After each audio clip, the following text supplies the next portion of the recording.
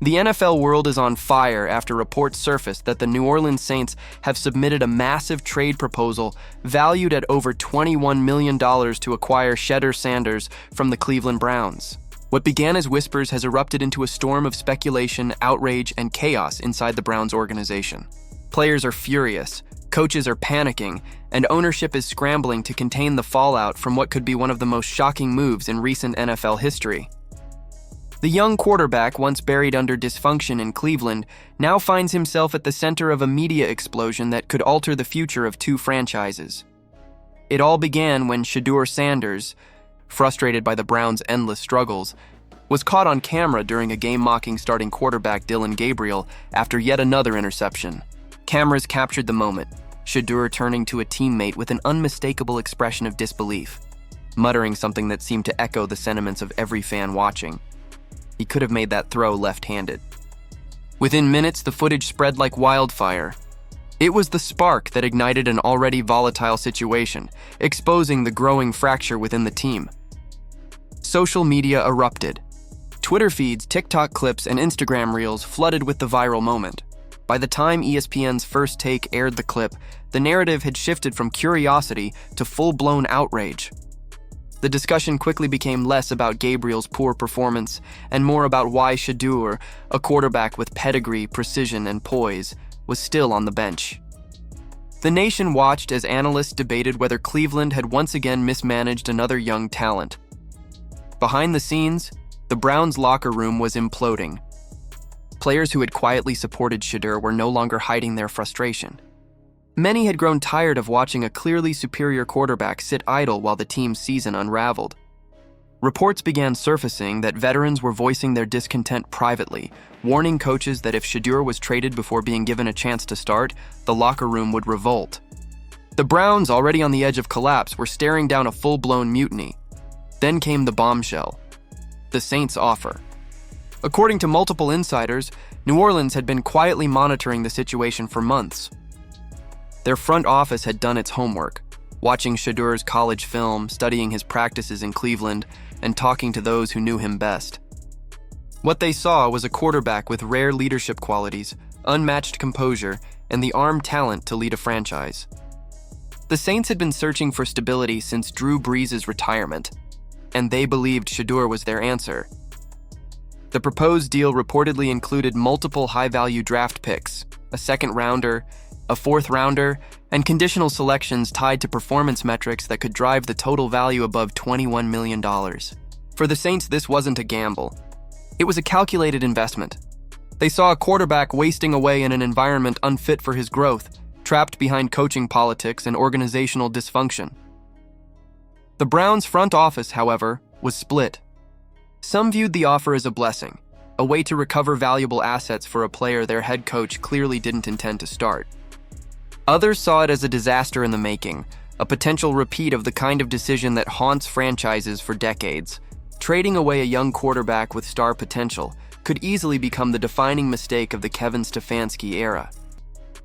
At the center of this storm was the Browns' embattled head coach, Kevin Stefanski.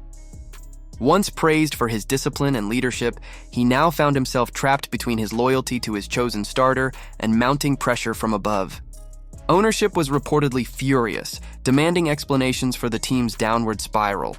Sources claimed Stefanski had been given an ultimatum: either give Shedeur Sanders a legitimate shot at the starting job after the bye week or prepare to lose him to New Orleans. The stakes couldn't be higher. If Stefanski refused and Shedeur was traded, he'd face the wrath of a locker room that had lost faith in his decision-making. If he caved and benched Gabriel, he'd be admitting he was wrong all along, a blow that could shorten his tenure in Cleveland. It was an impossible situation with no clean way out. Meanwhile, Shedeur remained the calm at the center of the chaos. Those who know him describe a player driven not by ego, but by an unshakable belief in his ability. His frustration wasn't arrogance. It was the natural reaction of a competitor, tired of watching mediocrity hold his team hostage. Insiders revealed that Shedeur had been assured behind closed doors that a change was coming. But weeks of inaction wore him down, and that viral moment on the sideline was simply the culmination of bottled-up frustration finally breaking loose. The social media frenzy only intensified. Hashtags supporting Shedeur dominated trending lists for hours. Fans dissected every clip, every comment, every facial expression. Former players joined in, calling out the Browns for mismanaging talent. The public sentiment was clear. Everyone wanted to see Shedeur play. For the Saints, the timing couldn't be better. Their quarterback situation had been a carousel of uncertainty, and Shedeur represented both stability and star potential. His style, quick decision-making, strong pocket presence, and pinpoint accuracy perfectly fit their offensive scheme. Surrounded by reliable weapons like Chris Olave and a system that rewards timing and precision, Shedeur could thrive immediately. But in Cleveland, the clock was ticking. The trade deadline loomed, and every passing day pushed the organization closer to a breaking point. Team owner Jimmy Haslam reportedly demanded clarity, furious that a season built on so much investment was collapsing into controversy. Inside team meetings, tension was palpable. Offensive players questioned game plans. Defensive leaders, though publicly silent, expressed growing skepticism about the coaching staff's direction. Every decision now carried enormous consequences. Keeping Shedeur without starting him would only deepen the rift inside the locker room. Trading him could haunt the franchise for years if he blossomed elsewhere. And promoting him meant undermining the head coach's authority, a move that could cost Stefanski his job. New Orleans, on the other hand, had everything to gain. They could finally fill the leadership void left by Breeze with a young quarterback hungry to prove himself. And they'd be acquiring him at a bargain price compared to what it would cost to move up in the draft for a similar talent. The Saints' bold offer wasn't just about football, it was about seizing opportunity where Cleveland saw chaos.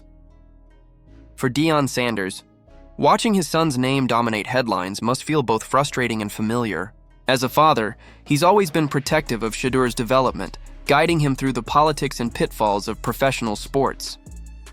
Those close to the family say Dylan's advice is simple: stay composed, stay focused, and let performance speak louder than politics. But even primetime knows this moment could define his son's career trajectory forever. The Browns' dysfunction has become the talk of the league, a cautionary tale about how ego and indecision can derail talent. If they mishandle this situation, they risk not only losing Shedeur, but also cementing their reputation as a franchise incapable of managing quarterbacks. The Saints' offer has forced them to face the truth they've avoided for too long, that their quarterback controversy is no longer just about competition, it's about survival. Now all eyes are on the final days before the deadline.